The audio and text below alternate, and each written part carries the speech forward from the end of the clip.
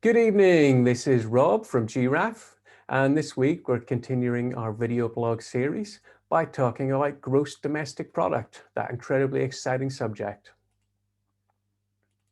So, gross domestic product in Africa, why are we talking about this? Well, over the last 20 years, African countries have featured heavily in the top 10 countries when it comes to development in gross domestic product and growth in gross domestic product. So growth in economic activity.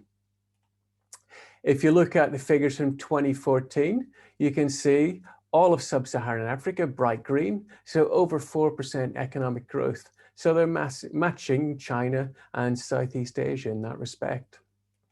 That continued right up through 2018, when you can see some countries like Ethiopia had 7% economic growth. A lot of other countries had 5, 6, and 4. A few countries weren't performing that well, but on the whole, outside of Southeast Asia, Africa is absolutely storming economically. The thing about Africa is, until I suppose the year 2000, it was very disconnected from the wider global economic activity. Most countries didn't have floating currencies and had capital controls. A lot of them didn't have stock exchanges and weren't connected to global bond markets and currency exchanges. As a result, when 2008 economic crisis came along, they weren't really affected because they were completely disconnected. Most of the economic activity was around domestic consumption and people's primary needs, which didn't really change that much. If you look at more recent history, you can see in 2019, there was 4 African countries in the top 10. 2020, we hit 5 African countries in the top 10, with 2 in North Africa, Egypt and Sudan. Moving forward to 2021, we're only seeing Botswana and Mauritius, but these are projections, by the way. Who knows what the actual result will be.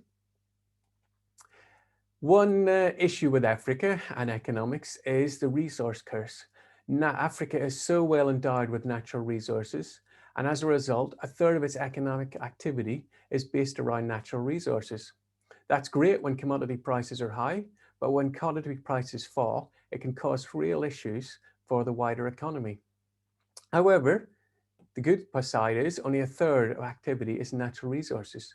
The other 2/3 is in other sectors, so manufacturing and the service sector. And these pictures here illustrate one problem with all these GDP figures, and they are data, recording. It's often said, lies, damned lies, and statistics.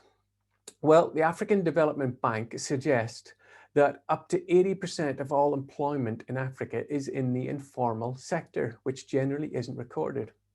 And they're suggesting that this could account for 50 to 60% of all economic activity, and that is not recorded in the GDP figures. So how accurate are these GDP figures? Anyone that's been to Africa and traveled there over the last 10 to 20 years will have witnessed and seen the changes and economic growth and the hustle and bustle in all the capital cities and countries they've been visiting. You know the economy is moving and things are happening. You don't need GDP figures to tell you that. But figures are what we measure all the world economic activity on. And it's nice to see that they're also showing that growth is happening and taking place in the formal recorded sector. Anyone with any comment on GDP growth or economic activity or agriculture in Africa, feel free to post below or drop me a private message and we'll continue discussions. Thanks very much for now, and we'll catch you up next week.